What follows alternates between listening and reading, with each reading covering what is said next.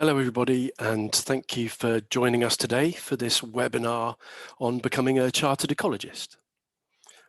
This webinar is aimed primarily at full and fellow members of CIEEM, but we welcome anyone who's currently a professional ecologist interested in finding out more about attaining Chartered Ecologist status.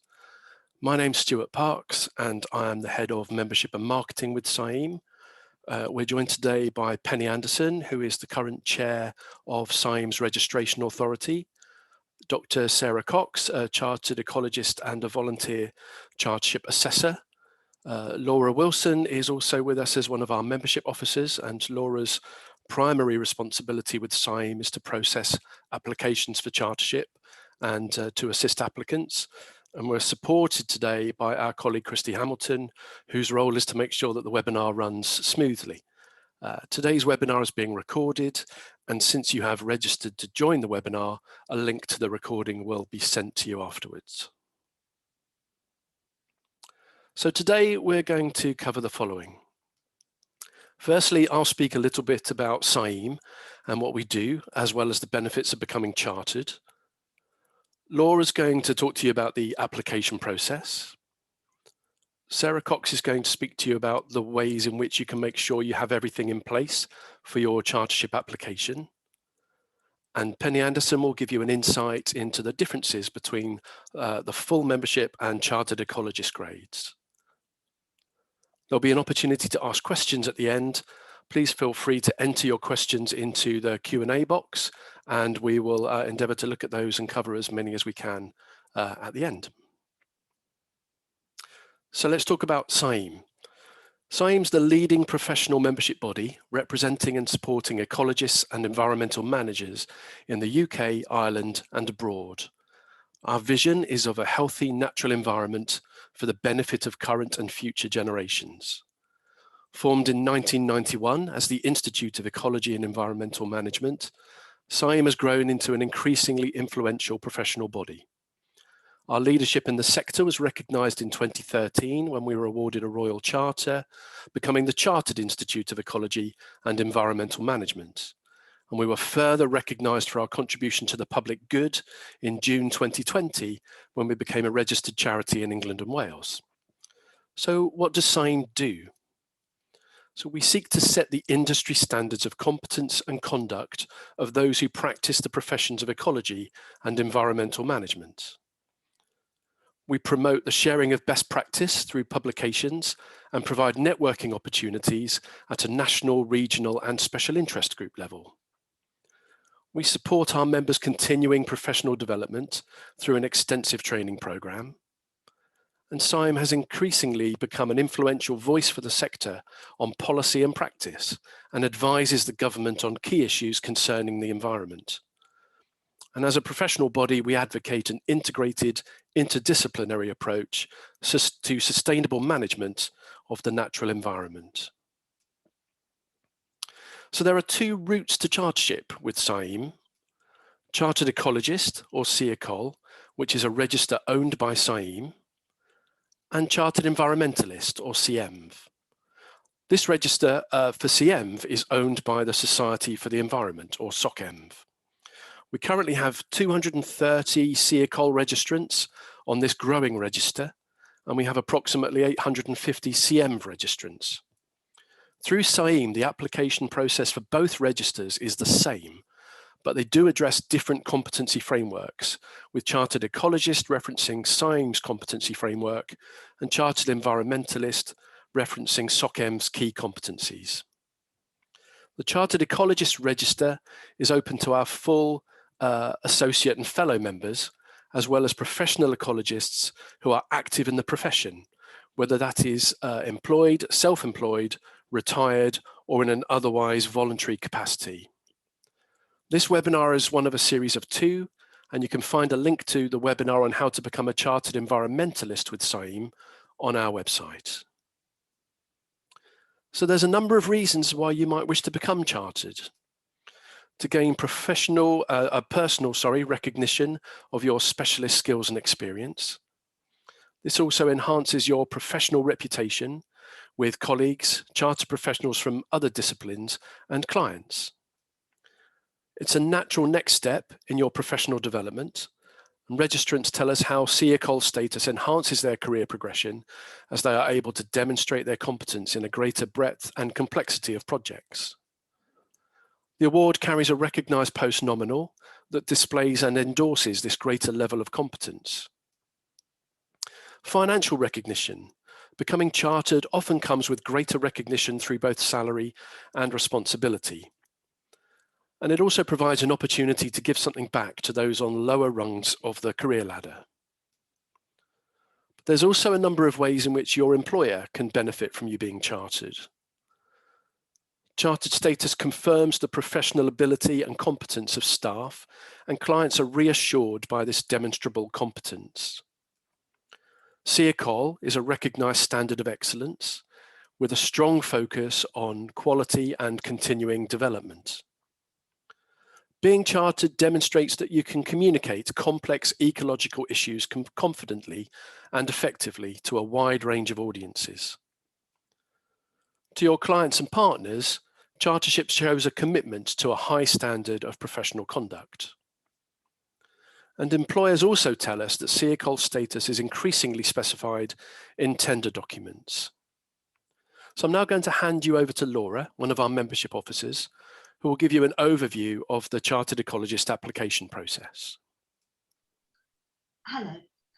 There are two stages to a chartership application, the application form and the professional interview, or PRI. For stage one, the application form, you will need to gather your evidence to support your submission, which will be assessed against CIEEM's competency framework, which contains 40 competencies grouped under 14 themes. Sarah is going to speak to you more about how to approach the application form, but briefly, for each competency you select, you will need to provide relevant evidence using a maximum of 350 words. We would also encourage you to carry out a complete self-assessment of your competence using the online self-assessment tool, taking the time to identify specific projects and experience that demonstrate the competencies. The self-assessment tool gives an indication of which competencies you might like to choose for your application based on the answers you supply. It's available to everyone, and you can use it for as many competencies as you wish and track your results over time. We have created a comprehensive guidance document in order to make the process as straightforward as possible. It contains lots of information about how to best present your evidence along the lines of making full use of the word count, taking care in the selection of the examples to best demonstrate your competence, and so please read it carefully. We recommend that you use STARE, situation, task, action, result, evaluation, as the best way to present your evidence, and also would like to stress that it's very important that you make your role in your evidence examples very clear to the assessors. For example, do not write the data was analysed, but instead write I analysed the data. Now is the time to let yourself shine, and it's okay to use I. The personal statement is up to 500 words. CPD, as a CIEEM member, you will be using the CPD tool to record your CPD, and you'll be able to create your reports from this. If you are not currently a member of CIEEM, there's a separate form on which to record your CPD for the past 3 years. The Secretariat verifies that your CPD meets CIEEM's requirements, but the assessors also use it to gain an insight into you as a person. Sponsors, I will speak a bit more about sponsors on the next slide. So sponsors play a critical role, and we would encourage you to involve them as early in the process as possible. You will need 2 sponsors who must confirm that the information contained in your application form about your competence and professionalism is correct. And to do this, they must have sufficient knowledge of the quality of your practice as a professional. Your sponsors should ideally be members of CIEEM at the same grade that you're applying for or above, and be able to endorse the evidence. We understand that many people who may be most suitable to act as sponsors may not be CIEEM members. We therefore do accept non-member sponsors, but we require you to send in a copy of their CV so that we can verify their suitability to endorse your application. Choosing people who know your work well and can help you identify the evidence in your application will help to strengthen your submission. Sponsors are requested to write an endorsement of approximately 200 words, and there is a separate guidance document which is sent to you with the application form to be forwarded to sponsors.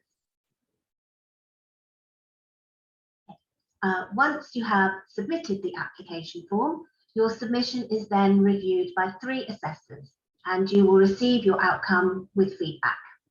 There are 3 possible outcomes at this stage. You may have sufficiently evidenced all your competencies, in which case, congratulations, you are through to the professional review interview, and you will receive your outcome with feedback and further guidance, which will assist you in preparing for your interview. Depending on the number of evidence competencies you have submitted, if you have 1 or 2 competencies that were insufficiently evidenced, you will be invited to resubmit these, taking on board the assessor feedback. This resubmission will have to be assessed as sufficiently evidenced in order for you to proceed to the interview stage. If you are unsuccessful in 3 or more competencies, then you will be informed and given your feedback in order to assist you with any future application. As a relatively recent change to the application process, any competencies judged to have been previously sufficiently evidenced, either with a full application or a CEcol application, will be kept with your membership record and can be carried forward to any future CEcol application without the need to provide further written evidence at stage 1. This change will lessen the work for repeat applications, but please bear in mind that you must still be able to fully evidence all claimed competencies at stage 2 of your application regardless. So in order to help you with the interview stage of your application, you will receive the following: all the feedback from stage 1 and any resubmissions you may have had, further guidance to help you prepare for your interview. Depending on the number of applicants, there will either be a webinar to test the technology or an individual Zoom call. Either way, you will have the opportunity to ask any questions you may have about the interview stage and run through a quick checklist. And just to let you know, we endeavour to arrange interviews for the convenience of both applicants and assessors, and we do our very best to work around everyone's requirements. After the interview has taken place, it takes approximately 2 weeks for the Secretariat to process the outcome and inform you. So now a quick word on where you can look to find support. The guidance documents have been written to help you, so please take the time to read them fully as they contain lots of advice on the best way to present your evidence. CIEEM has a mentoring platform that is open to use by our members. It's a place where members can share their knowledge, skills and experience and ultimately support one another with their professional and personal development. The feedback that you receive from assessors at stage 1 will help you to either prepare for stage 2, or in the case of an unsuccessful application, the feedback can provide an indication of areas where you might look to improve in order to work towards another chartership application in the future. Colleagues who have been through the process before you will doubtless be able to offer their advice and insight. And your sponsors, as mentioned previously, will also be able to give you some advice and guidance. And of course, we at CIEEM are always here to answer any queries you may have. So if you are interested in applying for CEcol, the first thing to do would be to contact us here at CIEEM and request an application form and the guidance document. And this can be done either by completing the request form on the Chartered Ecologist page of the website, or by contacting us directly by email at membership@cieem.net. Please note that forms and guidance are occasionally subject to change, and so it is important, if you request a form and do not use it for a while, that you get back in contact with us to make sure that you are using the most up-to-date version. So that's a brief overview of the process from me, and I will now hand back to Stuart. Thank you. Many thanks, Laura.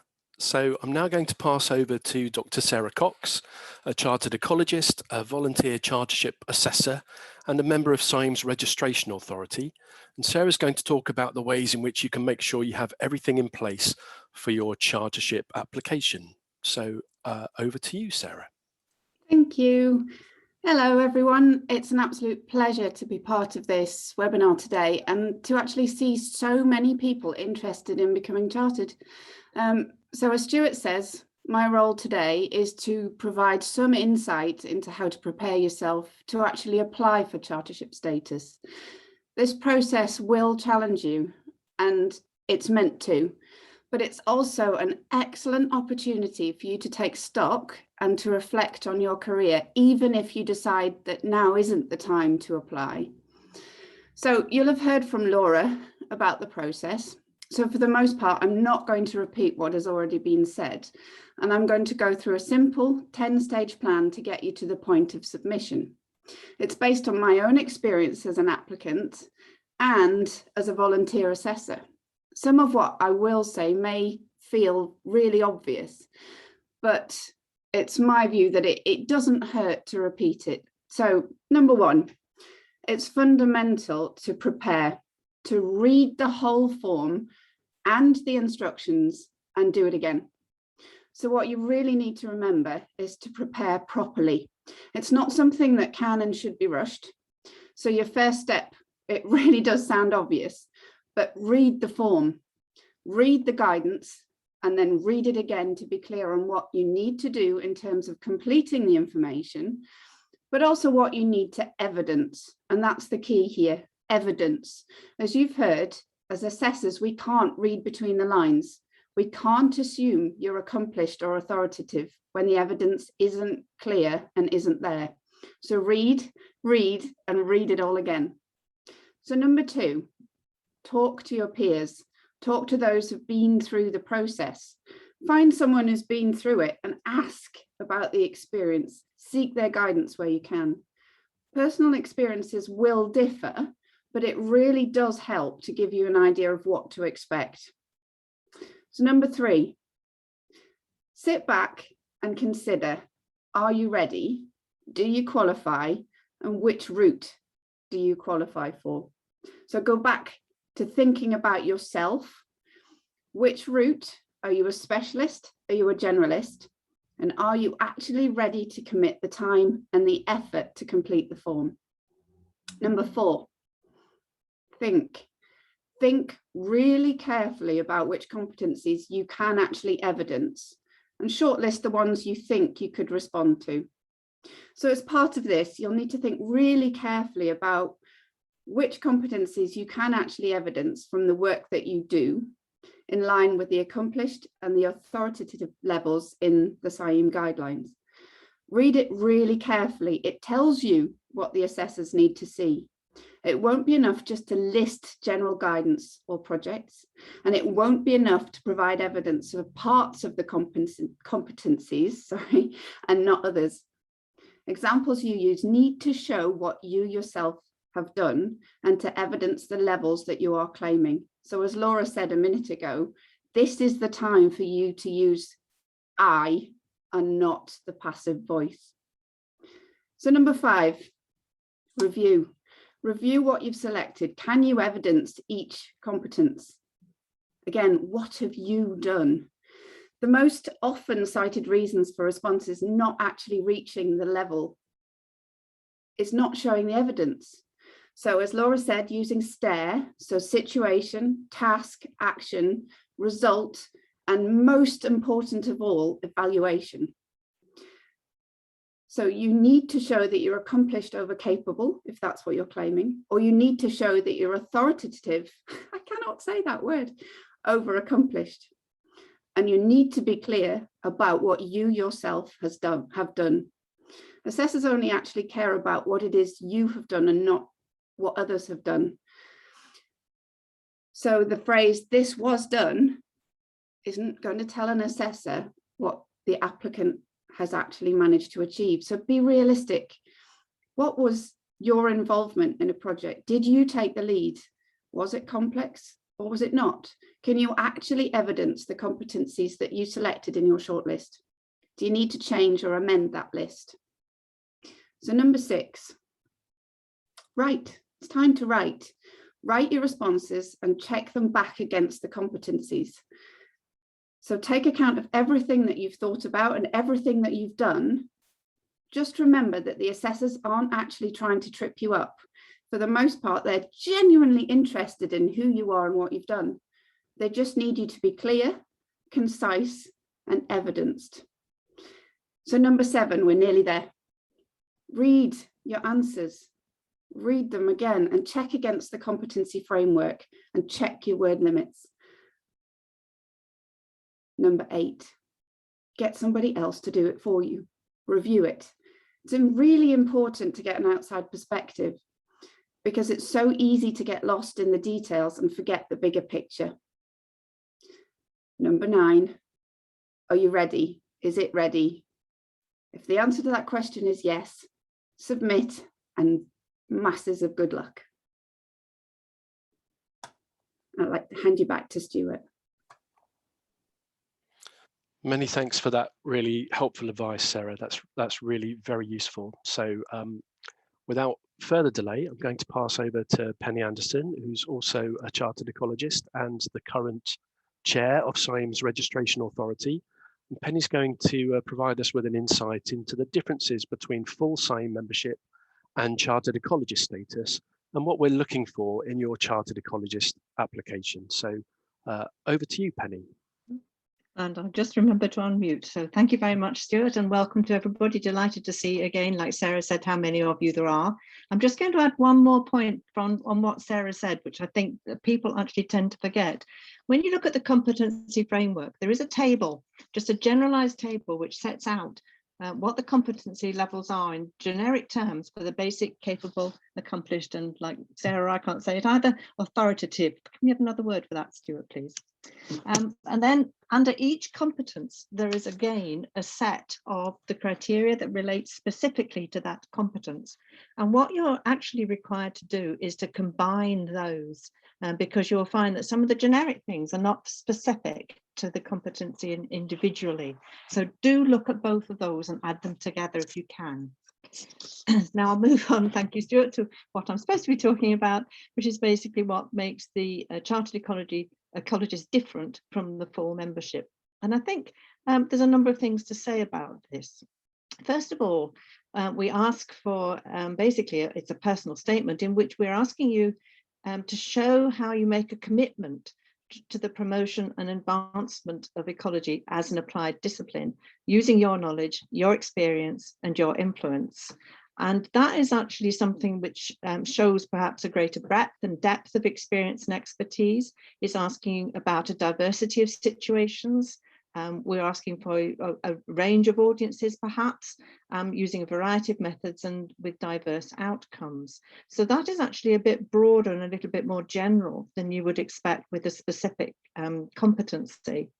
So it's really looking outside the competencies individually and actually looking at the broader you. What have you been doing as a whole of your ecological experience, expertise, and your activities, what it is that you do, which you can translate anywhere you like, whether it's volunteering or whether it's professional paid work, it doesn't matter.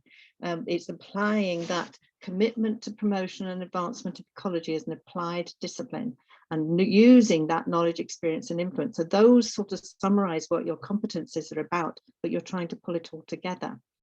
And we're asking you can apply it across a broader palette of subjects and situations, not necessarily an individual competencies. So we're looking for something a bit broader and bigger as a part of the bigger picture, if you like. And then this actually translates into the personal statement. Now, this is different from being just a full member. You're only asked to fill in, I think it's 7 competencies. And what we're asking for, as well as the 7, well, we actually asked for 12 competencies for the generalist route. It's 9 for the authoritative route. Somebody was asking what the difference is, and you'll need to read more about that if that applies to you. So we're asking for a personal statement as well, and that personal statement is actually quite critical as a balance against the competencies when you're actually filling in the application form. And then again, the translation of what I've just said on the first slide into the mandatory competencies. We have 3 that we're asking for, whereas the full membership only has 1, which is the professional conduct. So that's obvious. We all have to act professionally, and you'll be familiar with what that involves. But we also ask for the SM3, which is the interpretation and evidence-based reporting of data.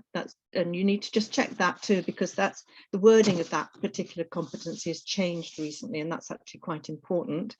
But what we're asking for is you showing us how you interpret, how you provide that evidence-based reporting, what sort of analyses that you actually do, not just listing that you do them or listing that you pull other people's together. It's you doing that. And we're imagining that everybody in whatever sort of line of work that they do has to provide some sort of report, and therefore you're dealing with information. That isn't necessarily data you've collected, because we're not all out there being able to do that, but it's maybe other people's data. For example, it could be a literature review. That's still somebody else's information, but you've got to actually analyze that. You've got to draw valid conclusion, understand the limitations of what you've just been exploring, and show evidence-based outcomes. It's all really focused on that evidence-based outcome.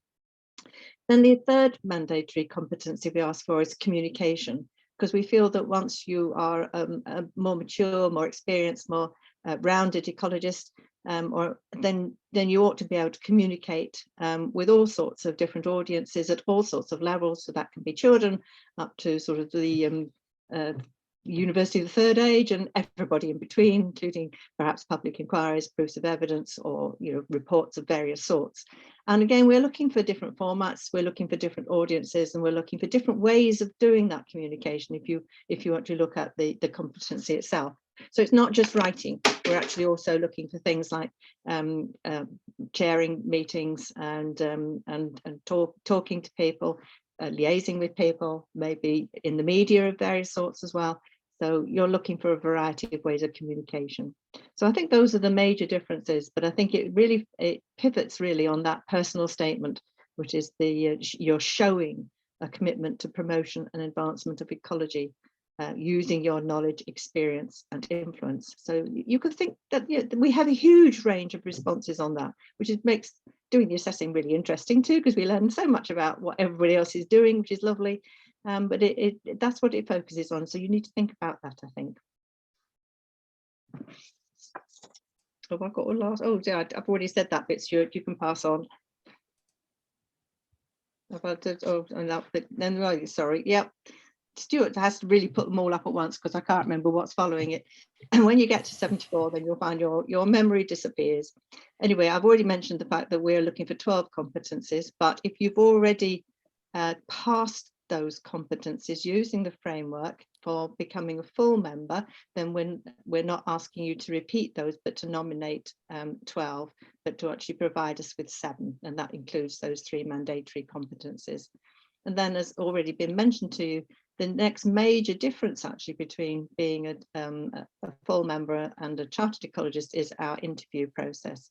That's nothing to be scared about. It's something where there's two people who are in the interview, not the 3 that originally assessed your stage 1 application.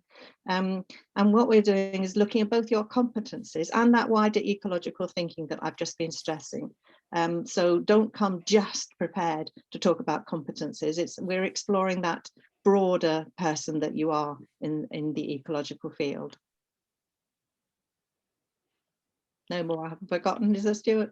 That's excellent, Penny. Thank you so much. We've managed to get through the slides with little issue, which is good. And I think it's now important that we open this up to questions. So that's the presentation part of the webinar completed. So we'll do the Q&A session. If I can ask the presenters perhaps to turn your cameras on, and we'll stop sharing the screen and we'll ask Christy to let us know. I think some questions have come in already, and I think there's also some in the chat, Christy. So hopefully you'll be able to kind of piece those together for us, and we'll do our best to answer those. Thank you. Brilliant. Thanks, everyone. Yeah, I'll do my best to kind of incorporate the chat as well.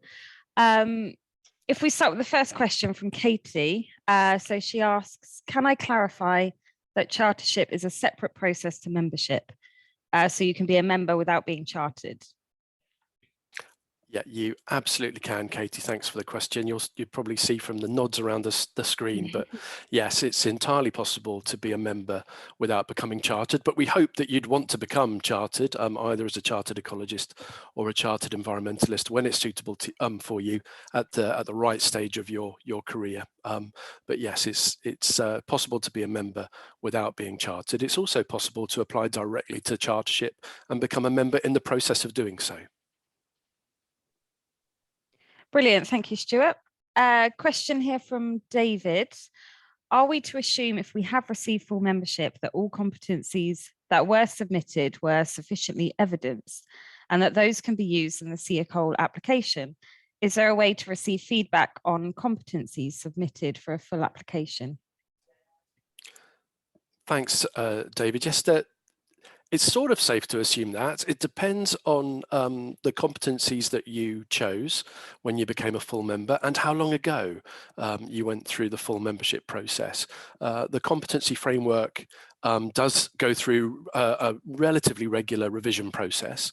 So it may be, for example, that some of the competencies that you evidenced some time ago, depending on when you became a full member, if you've gone down that competence assessment route, don't exist any longer. But what we're doing, and a big part of Laura's role when she receives applications is looks to be able to map across things that people have already evidenced to the nearest equivalent in the current version of the framework. But where that can't quite safely be done, Laura will let you know once she receives a request for a chartership application for you. So by and large, the answer is yes, depending on when you applied for full membership and gained it and which version of the framework you used. But you'll get as much credit as we're able to credibly offer as part of the process.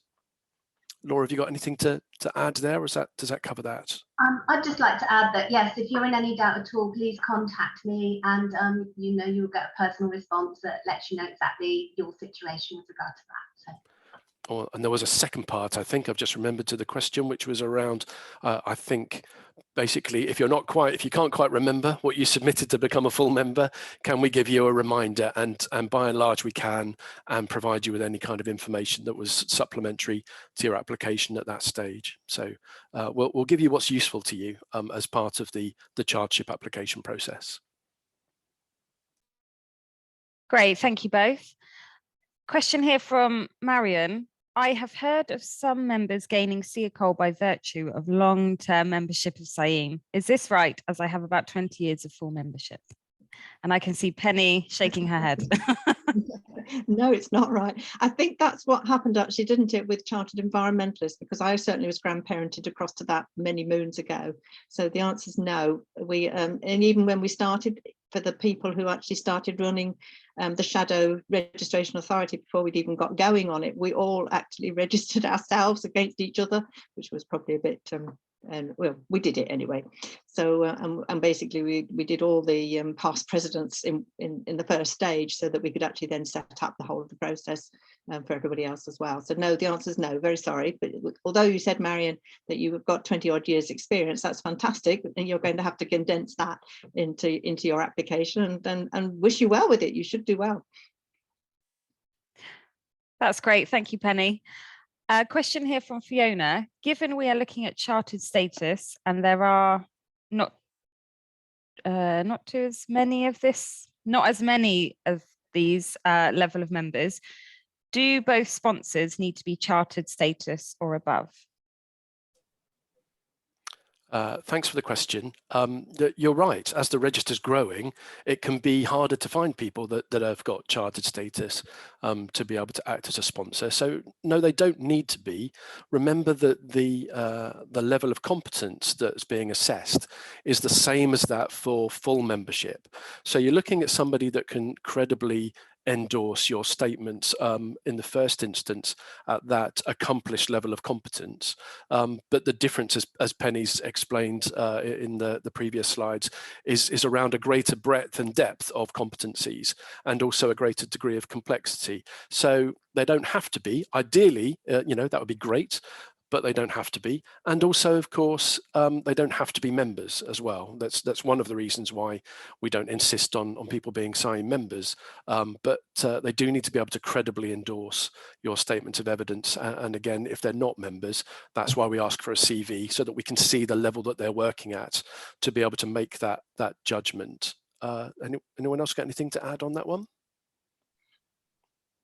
Okay, that's good. Thanks, Christy. Thank you. Question here from Sally, really useful, thank you. What are the key things to consider when deciding whether to apply for CIEEM or CEcol? That's a good, who wants to take this one? No. I would say initially it's suitability. So the processes are exactly the same. They just, as we mentioned at the start of the presentation, they look at different competency frameworks. So Chartered Ecologist looks at ours, and Chartered Environmentalist looks at CIEEM's key competencies document.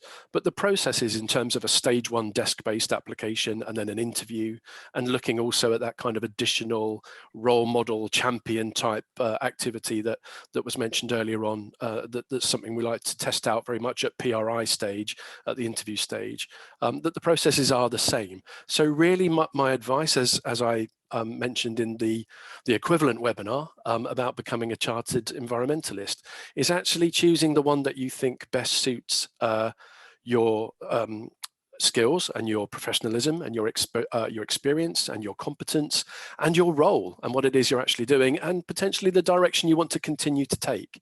So they are different, but the processes are the same. So I would think about which is the most suitable for you. Sarah, you're nodding, and Penny, have you got anything you want to add? I'm nodding. Oh, go on. Yeah, I was just going to say that really the Chartered Ecology is really focused on you being an ecologist. Although that's a very broad field, obviously, and you can be all sorts of different ecologists, whereas the the Society of Environment is a much broader field, and there'll be people out there who ecology isn't their main occupation, if you like, or their main application of their professionalism. It's broader than that. And so I think those are the major differences. So if you're really operating as an ecologist of some sort, then chartered ecologist should be the better route. And that would be particularly important for you if you're using that nominal in order for you to show that you are a professional ecologist in a situation like a public inquiry, or you're giving evidence, or even if you're just lecturing or teaching or involved in something where your status is important, and therefore the confidence in that is important. So you really need to decide what it is you do and how therefore it would be best. I mean, look at both of them and just see what that range of the competences and the requirements are, and compare them and see where you and your job or your work and your future work, as Stuart said as well, would fit best. Or be both. I was both for ages until I retired. Thank you, Sarah. That's what I was going to say, is that there's nothing to stop you being both. Yeah. But exactly what Penny and Stuart have said, it's about what you need it for. And, you know, for me personally, I have to speak at a lot of public inquiries, so it's really important for me to demonstrate that I am a chartered ecologist, because it gives what I say more weight as compared to somebody who isn't. So it's very much, what do you need it for, and what work are you doing? But there is absolutely nothing to stop you doing both. But just remember that there is a financial implication of that, and there is a time implication in terms of completing the application and going through the process. That's great. Thank you, everyone. Question here from Oliver. The competency framework includes bullets against each competence. Do you need to present evidence against all of these in the application, or most, or some? Shall I just go first, Sarah, and then you can catch up on that one? I'd say no, because many of the competencies are actually quite broad, and you may not actually be doing the right sort of range of work in order to fulfill each of those bullet points. And that applies actually to the generic criteria that I mentioned earlier on, which is at the front of the competency framework, but also the individual ones. But we're usually looking for the majority. So what you want to look at is look at the words that are used. And if you can't fulfill what you think that word means, find something that's similar. Find something that will actually put you in the same sort of ballpark idea, if you like, or figure. So I think that would be my best, but don't ignore them. Just try and think your way around them, but please a majority. Sarah, you've got more to add on that one. Yeah, I mean, I think I would endorse what you've just said, that it's the majority. You're not literally trying to evidence every last thing, but we do need to see evidence that you are accomplished or authoritative, yes, in that particular competence. So the majority is necessary, but we're not looking for literally everything you can think of for every competence. You've only got 350 words, so you need to be clear and concise, and you need to think of the best examples, the complex examples. Look at those generic tables that Penny talked about earlier that really show what you have done and why your assessor should be satisfied that you are the level that you're claiming. So I think, yeah, I think that's all.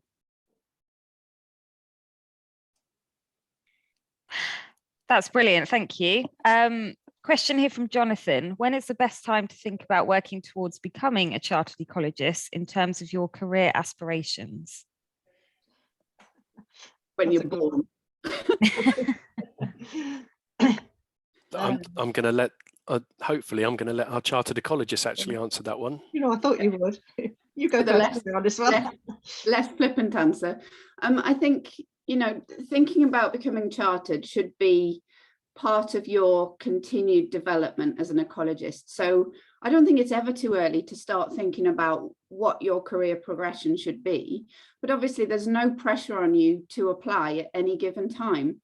So, you know, talk to your peers, talk to your managers about developing your career progression plans, understanding where it is that you want to be, but don't apply too early. Don't, you know, just think about progressing. What do you want to be? What do you want to do? That's so fundamental to your own careers that you need to work that out and then put chartership in there as a milestone. So, for example, as an assistant ecologist, just brand new and sparkly into the industry, it's wonderful to have this long-term goal. Have that long-term goal, but expect it to change. You know, you might have all these brilliant ideas about what it is that you want to do with your career, but the reality of the universe is that you can't do everything. And you will find that some things that you thought you really wanted to do, you won't. For example, I cannot get up in the mornings. I can't.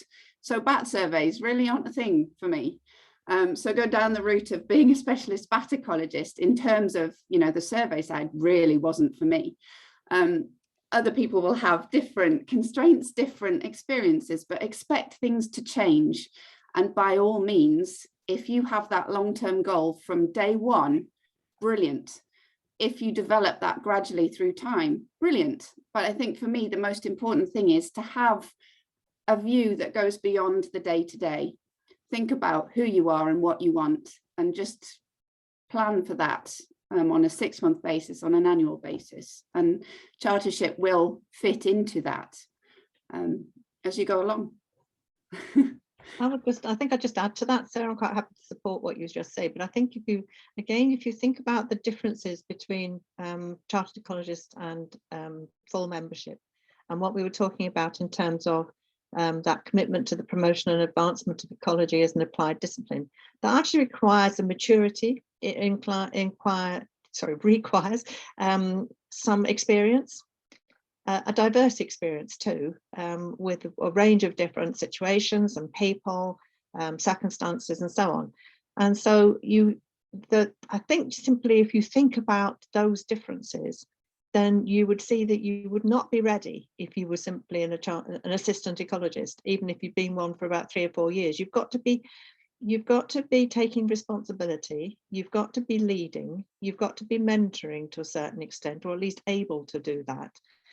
You've got to be communicating in fairly complex ways. So again, if you look at the criteria for accomplished, and you've got to you've got to be able to at least nominate 12 competencies, which is quite a lot. There's quite a range of things that we're expecting you to be able to be competent in. Then you're not going to reach that in just a few years. I mean, we've always taken as a sort of rule of thumb around 10 as a sort of minimum, but it is very much around, if you like. Some people are going to be successful before that because they've charged through their career at a much faster rate than others.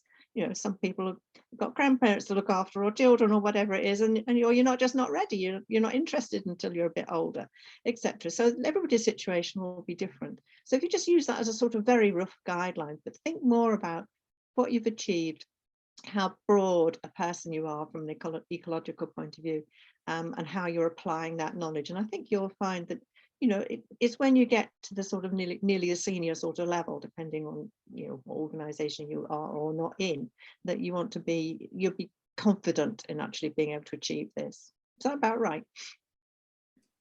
Sarah's nodding. Must be right. I think that's about right. And it's important to say that we're not giving that information to in any way put people off. It's about making sure, because there is a cost involved in becoming chartered, as you'd expect. And that's partly why we've made it a two-stage process to limit that financial risk, amongst a bunch of other reasons. So it's about making sure that you're ready, but also we would not encourage you if you clearly were not. So it's about getting the balance right and that judgment, and that's why using a mentor, approaching your sponsors, and also using the self-assessment tool is really quite key, I think, because that allows you to look at a whole breadth of competencies. There's 40 in the framework. You're only actually looking at 12 as a generalist, which is the route that the majority of applicants take. And of course, 3 of those are mandatory. So that already narrows it down to just 9 that you've got to find out of 40.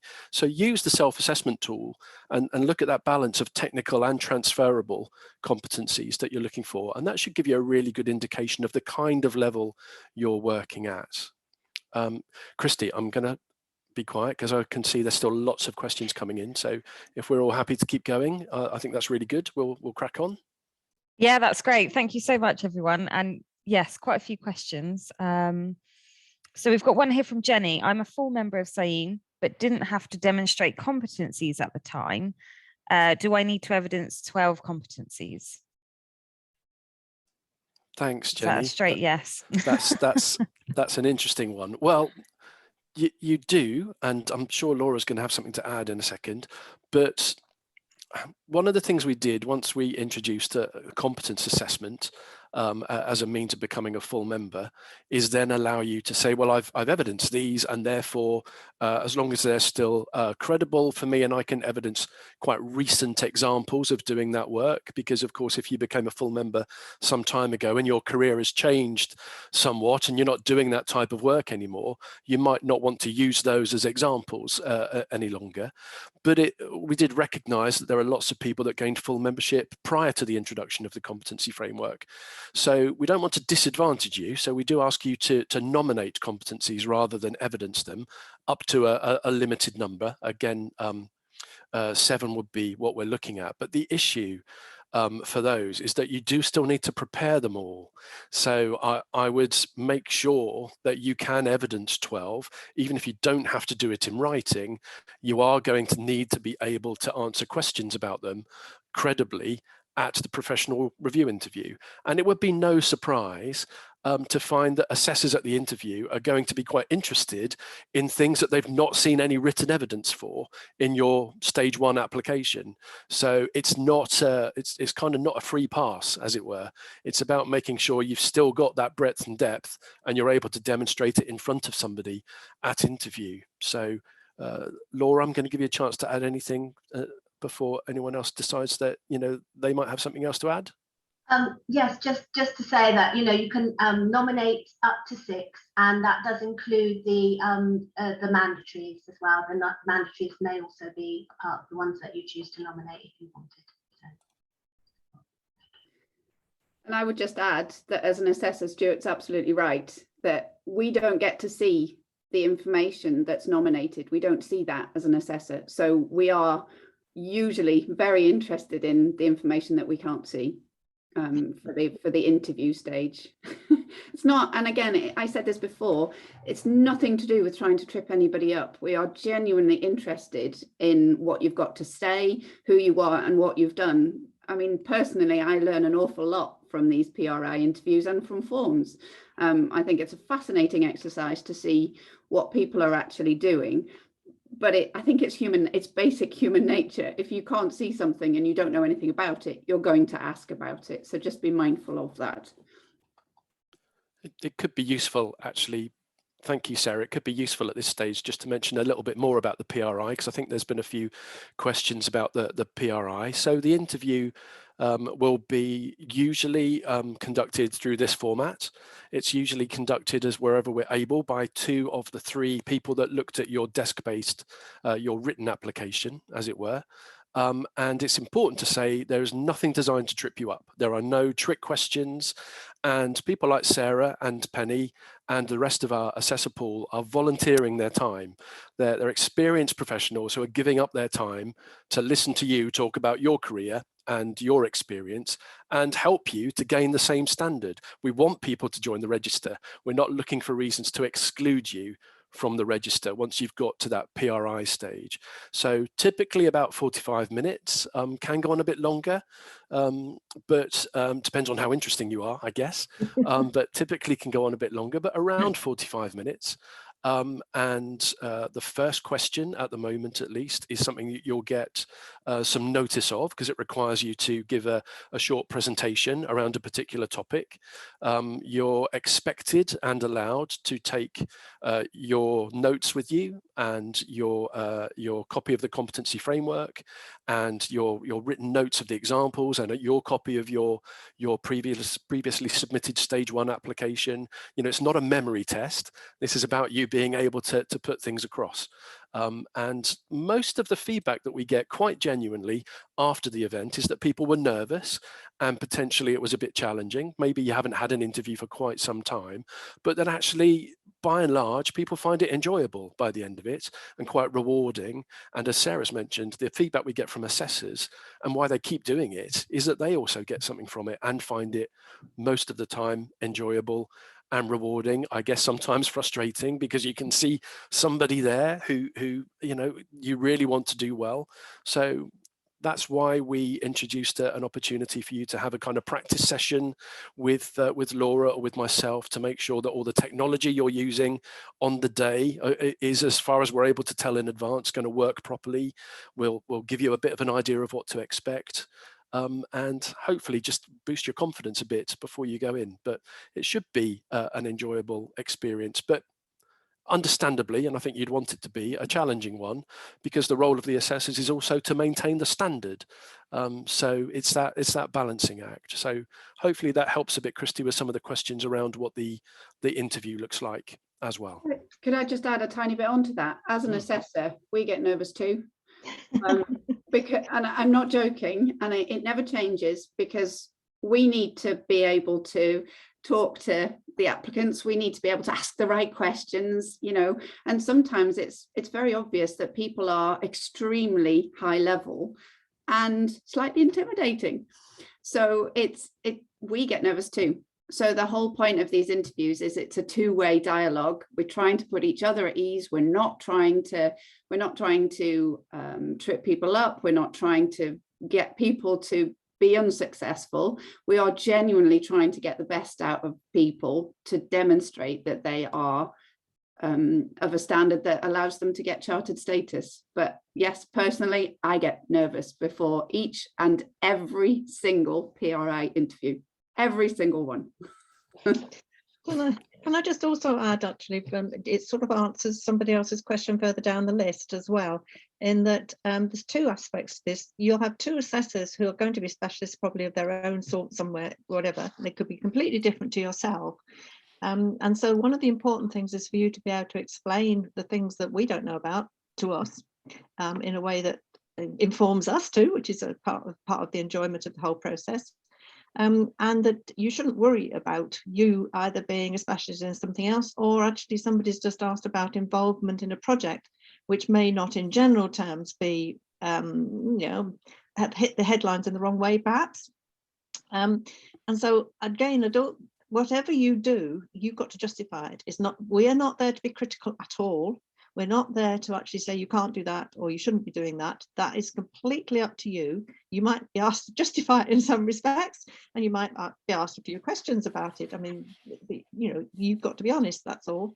And so if we don't know about it, then the questions we might ask is more so that we understand. And that's part of your communication a competency then, to actually make sure we do understand if it's something that we don't really, or one of us particularly, might not know very much about at all. So I think I'll just repeat basically what Sarah said as well, but I think that should actually make you feel a bit more comfortable. Yeah, and I have noticed that there was a question around those of us that have the opportunity or are fortunate or unfortunate, depending on your view, to be very much involved in a certain high-speed railway. That was what I was risking at, yeah. I know. That particular project will not preclude you in any way, shape or form from applying, as long as you use your experience of working on that to evidence the competencies. You use that project in the same way that you would use any other project. So to whoever asked that question, apologies, I haven't got it open, but no, it won't preclude you from applying. That's great. Thank you, everyone. So a question here from Matthew. Do most applicants go down the generalist route? Can you give us an idea of the calibre and background of applicants opting for the specialist route? Oh, that's an interesting question. The answer is yes. Think, I hopefully Laura will probably nod when I say that yes, most applicants do go down the generalist route. Specialist is looking for fewer competencies, as I think we mentioned earlier on. It's not 12 competencies, but it's at that some of them are at that next level of competence. It's at that, I'm going to give it a go, authoritative level of competence. So you really do need to be, if you look at the descriptors around authoritative level for competencies in the framework, you'll see from there that you really do need to be well known almost in that particular area of work. I've heard a couple of mentors and also assessors in the past kind of say that almost you need to apply the Google test to yourself, and if you start Googling phrases or keywords around that particular area, and if you appear within the first couple of pages of results, you could probably count yourself to be a specialist. But beyond that, then people tend to generally go down the generalist route. And any other comments on those? We would probably advise you to go down the generalist route. And one of the things that we found as assessors is that there's probably, Sarah, I don't know what the numbers are, but Sarah, correct me if I'm wrong, is that there's probably more of the people who claim to be authoritative are actually operating, or at least showing evidence at an accomplished level. And I think there is a difference between the two. It's actually not a very easy one to grasp. But really, I think a specialist route is somebody operating at a national level, providing guidance, for example, or policy or whatever. And that doesn't mean you're the specialist in your organisation, even if it's a big one, because you need to be operating at a higher level, I think, than that. So our recommendation basically would be to go down the generalist route, even if some of your competencies would actually, and you can claim authoritative level in them. But I think it's much safer in some respects to claim to be accomplished, but show that you're actually better than that. I think one of the key exceptions is academics. So those who have gone through an academic route, they tend to have more evidence to demonstrate authoritative than other routes. But there are people that are absolutely operating at that level. And we would very much encourage those people to recognize that within themselves and state that they are authoritative, even if they are going down the generalist route. There are occasions in interviews where we are asking the question, so why do you think you're not authoritative rather than accomplished? More often than not, it's, are you sure you're operating at authoritative rather than accomplished? But there are occasions where we are asking that. So, you know, part of this whole process is to honestly evaluate yourself and work out where you sit within that competency framework.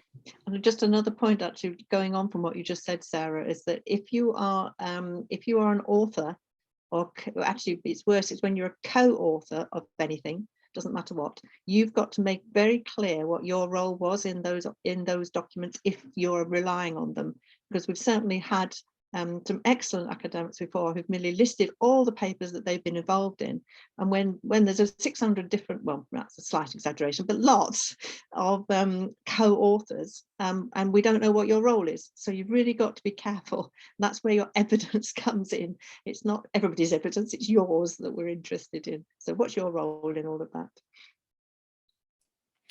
Thank you both. I'm conscious that we're an hour in, but there's still plenty of questions, and we've still got plenty of people in attendance and not dropping off. So if everyone's happy to keep going a little bit longer, I think we should do, but perhaps we'll try to be a bit more concise with our answers so that we can get through more questions. Having said that, David's just asked a question. I wasn't quite clear enough about PRIs.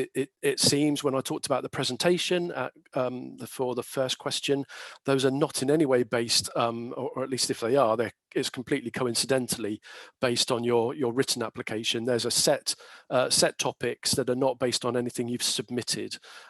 So you'll be given notice of that well in advance, however, so that you're able to prepare your presentation, take your notes in with you. And it's a verbal presentation. You don't have to do any kind of PowerPoint or share any slides or anything like that. And Christy, if I may, I'll just pick up one other question that I've just noticed because it is important around reasonable adjustments to the process for people that maybe have different abilities of some sort. I would say absolutely, just when you get in touch with Laura to request your form, just make us aware, or at the stage you're going to submit the form, make us aware of any adjustments that you need to be made, and we will work as hard as we need to make sure that we accommodate those, whatever those adjustments need to be. If it's something to do with the desk-based form, then we need to have a chat. But if it's around PRI, then there's certainly things that we're able to put into place. So hopefully that helps. But I would say just be, make us aware as early as possible in the process so that we can get those things in place as we need to. Because I know sometimes it takes a bit more work at our end and isn't as straightforward as it might seem. If that's good enough for a response there. Christy, I'll hand back to you. That's great, thank you. Quick one from David regarding the two sponsors. Is it acceptable to have these from within the company you work for, or do they need to be external?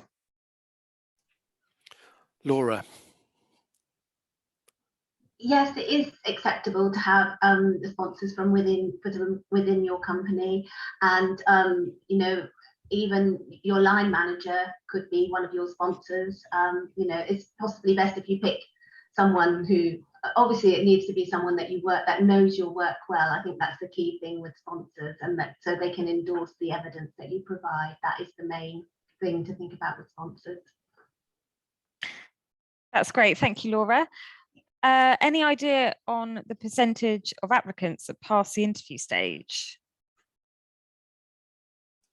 I think the last time we looked, it was around about 75%, I think, that are able to gain Chartered Ecologist status. Once they've got to that PRI stage, that interview stage, it's definitely the majority. It's certainly not something that's so challenging that most people don't get through. I think it's in the region of 75% the last time we checked. What's good about the recent changes that we've made, though, is that if you need to do a reapplication, we're taking everything into account that you've already successfully evidenced. So you're not starting from scratch. It's something that you're able to perhaps go away, take the feedback, talk again with sponsors or a mentor, think maybe about different examples. There's a number of different options available to you if you're not successful at the PRI, but the majority of people are successful at PRI. Great, thank you. Andrew asks, is there a cost for chartered membership, and how many hours does it take on average for writing the full application form? Oh, that's a good one. Laura, have you got the costs currently available? I know they're on the website. Yes, they are on the website. So for stage one, the cost is £95, including VAT, and stage two is £109, including VAT. Then there's also obviously the registration fee, and then there would be the continuing membership renewal fee that goes on, and those are on the website. Okay, so there are some initial application costs, including administration fees and the initial registration fee, and then there is just an annual registration fee to stay on the register. In terms of how long it takes to fill in your form, wow, okay, I mean, I don't know if Sarah or Penny have got anything to add. I think we can certainly tell people that have rushed it, can't we? Yes.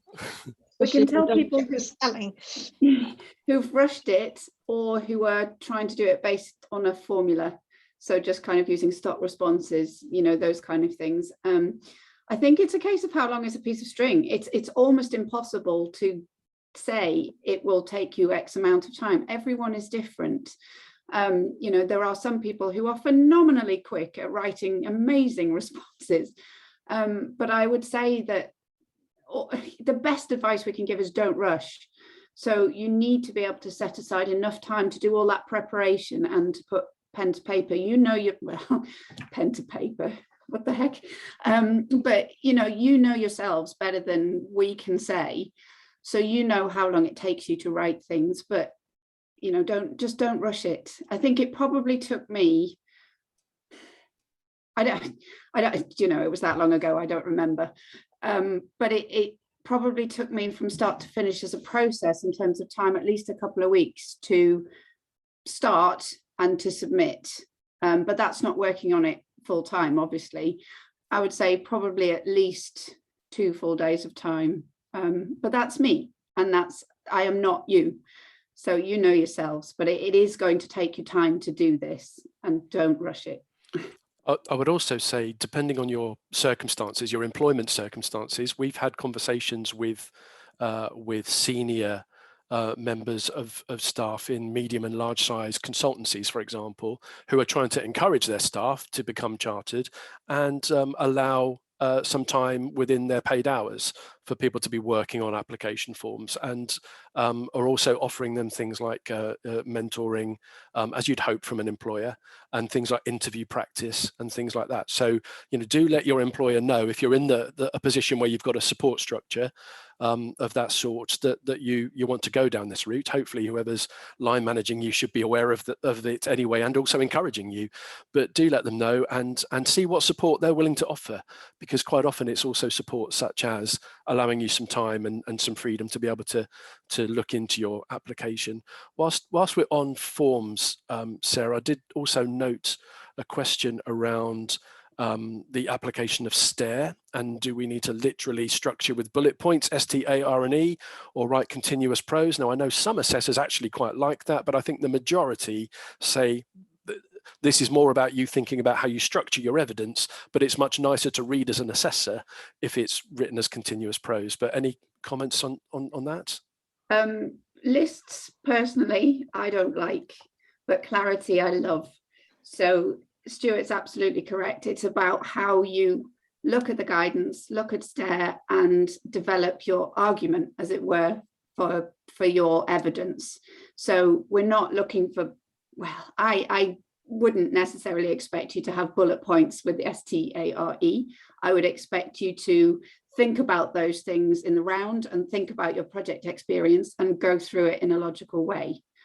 As long as it's clear, as long as it's within that word limit, and there was a question around how strict are we on word limits, as long as it's clear, concise, within the word limits, and it shows the assessor exactly what you've done and what the outcomes were, it doesn't really matter how you write it.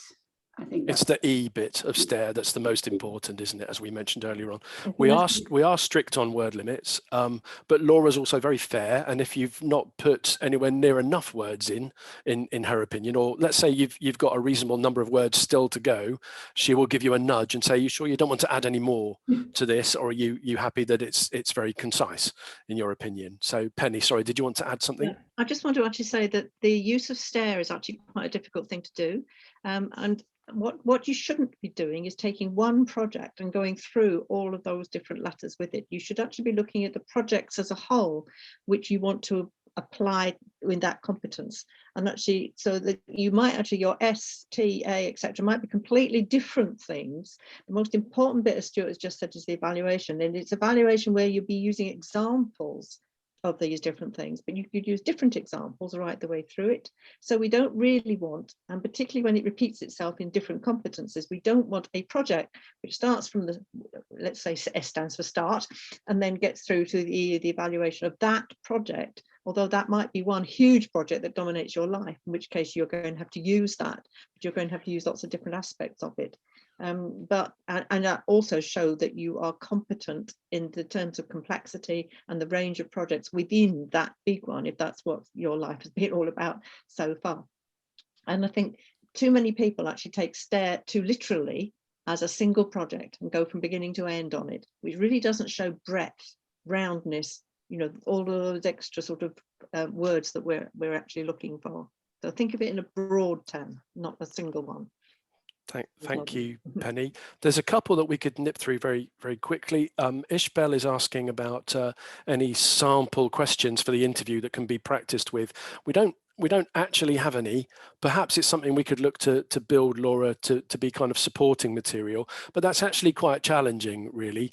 But I'm sure the two assessors on the webinar will correct me if I'm wrong, but really, if you just think about the fact that you're meant to be providing examples that demonstrate the level of competence that you're claiming, then the questions are going to be very much about, tell us a bit more about these examples and justify how they evidence the level of competence that you're claiming, and not, for example, the level of competence below.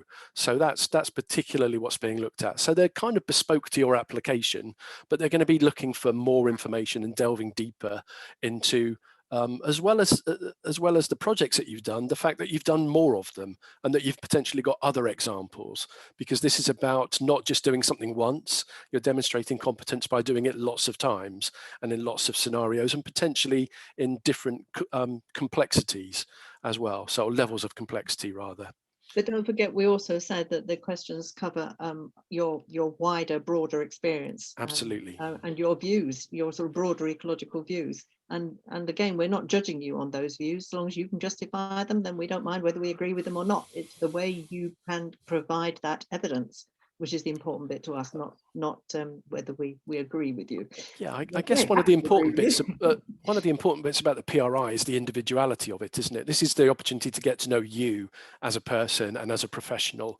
We don't want to convey a belt of very similar chartered ecologists, because actually what you bring to the sector and the profession as an individual is really, really important. So this is very much about getting to know you and finding out what makes you tick and how you operate. It's called ecological diversity. That's what we're looking for. Lou's asking if there's a disadvantage to applying straight to CEcol from associate level membership, i.e. skipping full membership. There's not a disadvantage necessarily. I would say that you're better off doing that, Lou, and without casting any aspersions here, but if perhaps you've been an associate member for a bit longer than maybe you ought to have been, and that applies to anybody, if you're pretty much operating at full level membership anyway, you're going to be a lot more confident, I would suggest, around applying for chartership than if you're currently evidencing and operating at capable level and you're trying to jump even further to a broad range of accomplished level competencies. So no disadvantage. And in fact, through the recent changes that we've made, if you don't make chartered ecologist standard, but you are evidencing at least that you're at full membership level, you can gain full membership as part of that process and then move on to become chartered through another go later on. So that effort is not entirely lost. There's no disadvantage, but I think you'd have to be really well prepped. Go back to Sarah's slides about being really well prepped and be very confident that it's the right time for you and you're in the right place to do that. I'm going to ask Penny and probably Penny, and Sarah might have something to add. we've got an anonymous attendee that's saying, and hopefully they're still on the call, I'm a marine ecologist. Is chartered ecologist still potentially for me, or is it more directed at my terrestrial colleagues? Absolutely, it's directed at you too. There is no distinction between what you do in terms of terrestrial or marine. It's just a case of evidencing the competencies. It's exactly the same whether you be a marine specialist or a spider specialist or just a generalist across terrestrial disciplines. There's absolutely no distinction. Absolutely. Great. I think that's answered that one. Christy, are you spotting any others that would be vital to answer right now? Otherwise, I think what we could do is we could look at some of these, and perhaps, I don't know whether it's possible to send a document along with the link, if we can come up with some written answers to any of the questions that we've not been able to get to. Yeah, that's absolutely fine. I can, yeah, if you send that along, I can send that across to all the attendees today. Yeah, we can certainly have a look at that. Can you apply at any time, or is there an application window? Currently, you can apply at any time. We might put some deadlines in, some application windows in for stage 1, but there'll be lots of them. So it's not like if you miss the boat, if we do apply those, that you'll have to wait some considerable time. But right now, you can apply at any time. Somebody's also just asked about when evidence is too old. It's too old when it's not relevant. So we normally ask for sort of more recent, like the last 10 years or something, because that's what you're asked for in terms of your career. But if that evidence, which is old, whatever that old means, is relevant, use it, but also add something more modern as well if you can. There was also a question actually about communication as well, which is a very interesting one, because there was a struggle for sole traders in particular, because they don't do some of the larger mentoring, teaching things perhaps. But I think you're as a sole trader, I'd have thought it was absolutely fundamental that you can communicate both your ideas, your work, and with the people that you're working with and for. So you're just going to have to think a bit more creatively perhaps about what it is you actually do, so that you can actually talk about that. But the more interesting question was the last part of it, which says some people find types of communication difficult and avoid it. Now that is actually fundamental, because we're regarding communication as a fundamental requirement of being a chartered ecologist.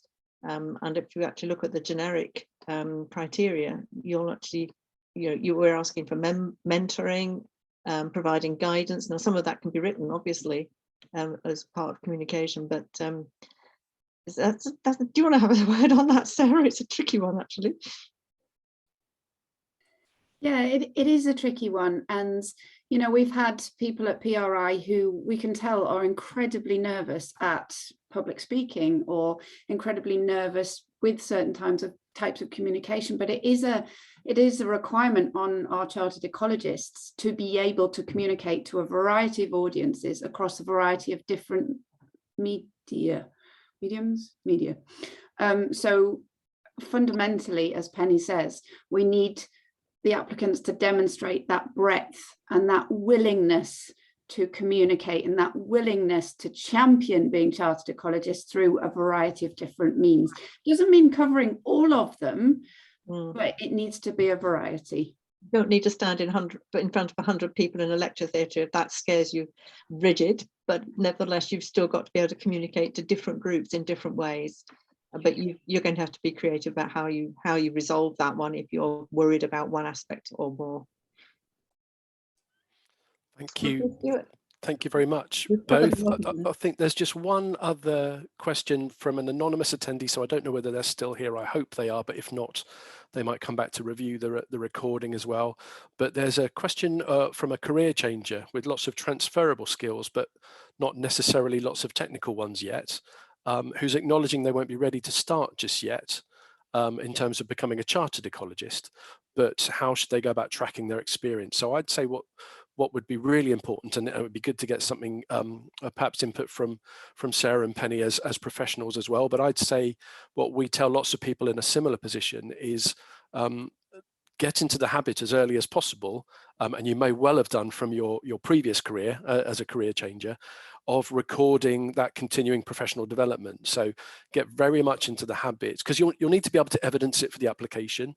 You'll need to be able to evidence it as a member of a professional body. I don't know if you're a CIEEM member or not, but typically you'll have an obligation to do some CPD as a member of a professional body. So we say to people, get into the habit of recording that as early as possible. There's a CPD tool, if you are a CIEEM member, available online, where you can plan your development and also record what you've done. And we would encourage you very much to go back after a little while and reflect then, on what you've learned from that professional development opportunity. You might not know that straight away. It's probably likely that you're going to need to reflect on it and come back to it. But if you can get into that habit really early, if you're not in it already, you'll start to build that, what you've nicely called a kind of experience template or matrix. So yeah, find a tool that will enable you to record those things, and then use the self-assessment tool for the competency framework online as well. Because the way that's structured is it asks you questions around particular types of activity. So what does that competency look like on the ground in practice? So if you can start to look at those as well, you can say, am I actually doing this? And am I doing it regularly? And if you are, it should give you an indication that you're starting to build competence in that area and the level that you probably could evidence. And that will give you some clues as to what you need to do next to bridge that gap to move on to the next stage. So I would say we don't provide a template, but we do provide some tools, and I would encourage you to make good use of those. So has anyone else got anything to add to those? No, I think that's perfect. Yeah. Great, thank you very much. There's a question quickly just about specializations. Yes, you can be a specialist, but you need to have a broad range of complex projects in which you have been a specialist. So hopefully you can do that. We certainly get people who are back specialists, particularly or Great Christian Newts or whatever. But you can't just do that. You've got to be associated with all the activities around that too. So you'll be doing habitat creation and management, one would have thought, report writing, etc., etc. So yes, you can, but think broadly. Great stuff. Well, the questions have now I think we've answered everything else that's in, apart from some very specific requests, which we'll need to deal with outside of this, I think potentially. But thank you so much, everybody, for your time and so much for your interest. We do want the register to continue to grow. People are seeing it's really, really valuable, and it's becoming even more important, as we said in one of the earlier slides, for people to be able to demonstrate that they've achieved that level. So thank you so much for your time and attention. If you've got any other questions and your interest has been piqued by this, do use that membership@cieem.net email address to get in touch with Laura, and we can answer your questions. We can get you some forms, we can get you some guidance documents, and it's important to say that we're all here to be able to help you with the process. So just remains, Laura, unless there's anything I've forgotten, I think we can pretty much wrap up and say thank you so much to Penny and Sarah again for your time and volunteering your time, not only as assessors and committee members, but also for this session, which I think has been really really useful. And I hope people will make some use and make a decision to consider to apply at some point. So yeah, we expect to be very busy, please, over the next few months when you're all putting your applications in. Yes, crack on and get them in now before you get really, really busy. But don't rush them. That's the important thing. So thanks so much, everyone, and have a good rest of your day. Thank you.